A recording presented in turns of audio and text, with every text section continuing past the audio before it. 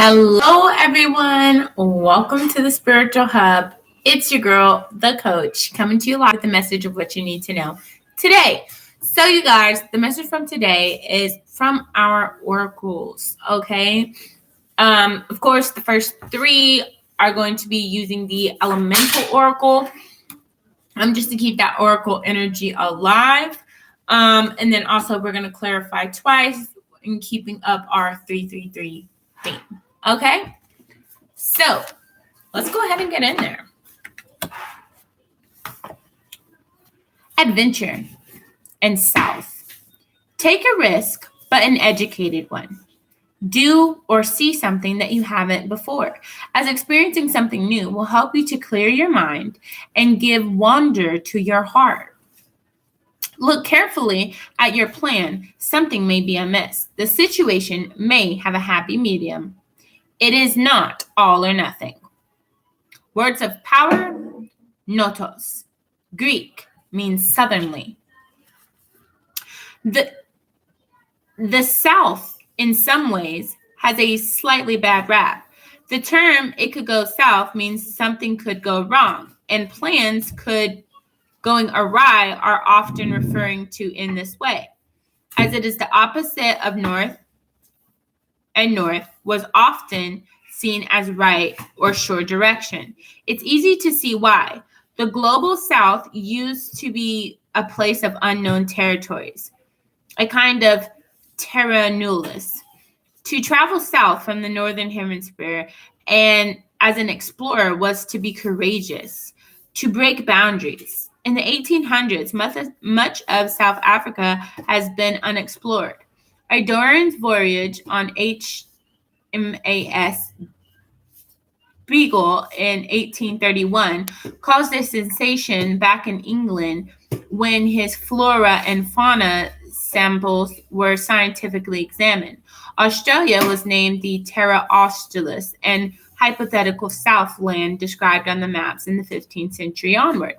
South is one of the quarters called certain traditions of witchcraft to purify or protect a space. People may call upon the guardians of the South or the southern direction as a way to unlock protective energies of portals of that element.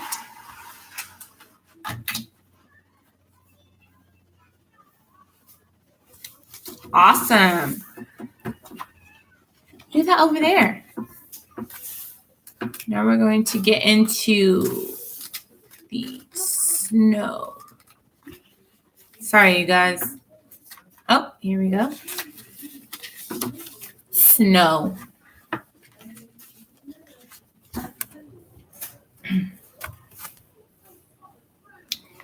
Silence. Allow yourself to soften. Don't speak just for the sake of it. You do not need to issue an opinion on everything. Choose your words carefully. Sometimes observing is the best way to gain information and trust. Word of power is silentium. That means be quiet in Latin. To me, snow always equals silence. When it snows, the environmental sound is dulled and muffled. There is a sense of quiet contemplation if you allow yourself the time to be out in the snow with a few people around. There are few environments in the modern life that offer such a quiet. Once snow crystals form the atmosphere, they grow by absorbing the surrounding water droplets. When a snowflake hits the ground, it melts slightly and assembles depending on the temperature structure, and snow forms on the ground. Mountainous areas at the altitude are likely to produce snow that is called relief snowfall. It is caused when a mass air pushed by wind are forced up the side of the elevated formation. The lifting up of the air up on the side of the mountain or range results in adiabatic cooling and the result precipitation needed for snow. Snow forecasts are an important aspect of living in snowy areas as large dumps affect everything from transport to agriculture. Skiing, snowing, shoeing, and snowboarding are all extremely popular activities to do in the snow. It was believed the Norse god Earl invented skiing so man could get around more easily to hunt and to travel. and Earl is still honored for his invention. One Norwegian sky team had an Earl symbol on their uniforms during the Winter Olympics. It is true that each snow crystal is unique. Although scientists have found through microphotography, they tend to correspond around 80 specific shapes and sizes. The element here is water. And then we'll go to the next one.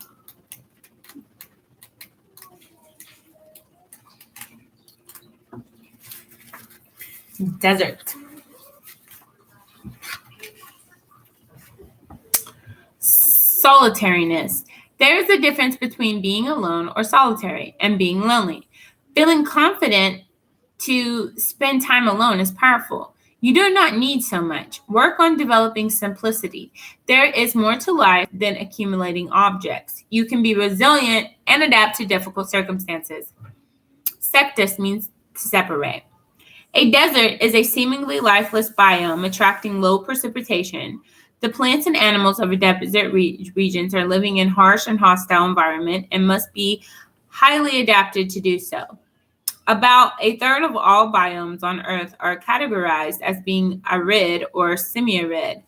This is growing. Temperature, evaporation rates, and humidity levels help to classify a desert. The Antarctic and the Arctic environments are classified as cold deserts because of the extremely low temperatures that freeze all moisture. The top of 4 deserts in the area are the Antarctic, the Arctic, and the Sahara and the Arabian. The thing you most notice in the desert is the simplicity of the landscape, the sparseness of the plant life, and the lack of ground cover, the exposure of the topsoil leading to the sand. Dust or sand can be wiped up into epic sandstorms that can be so fierce the wind-blown sand particles become electrically charged to create abnormal electrical fields that can produce sparks and interfere with telecommunications. These electrical fields can have a negative effect on humans, causing nausea, vision disturbances, and headaches. Many desert animals live underground or in highly protected places. Plants normally have smaller leaves or very few leaves, and have shallow root systems to capture any precipitation that may fall. People who live in deserts have traditionally been nomadic, moving their prey or where food may be. These people take only what they need and carry only the necessary, but often have a rich cultural and spiritual life. Element, fire. Wow, you guys, that seemed pretty cool. I like those messages. Now let's see what in depth where that takes us. So immediately we're seeing the energy of, being able to manifest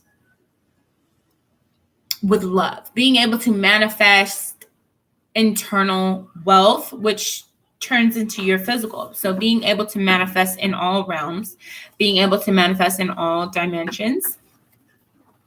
Okay. And what's being manifested here is commitments, contracts, assignments, reunions, reconciliations, parties, marriages, major committal energy here.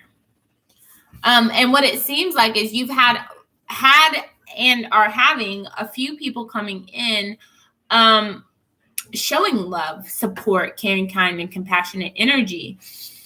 I feel like the people who are coming into your lives and the people who will come into your lives will be people who are designed on your journey to be with you.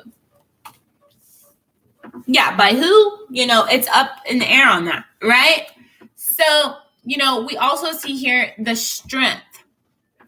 And I really do love this card's depiction of it because you've conquered your inner demons to the point where you can conquer external forces, right? Like you truly have a balance to yourself. You truly have, the things that you need in order to move forward. You're balanced. You speak your truth. You keep things fair. You operate from your mind, but you operate from your heart. So there's a lot going on. which could really explain the reason why people are naturally drawn to you at this time, because your cup of love runneth over. Your energy is that you are very full. Absolutely.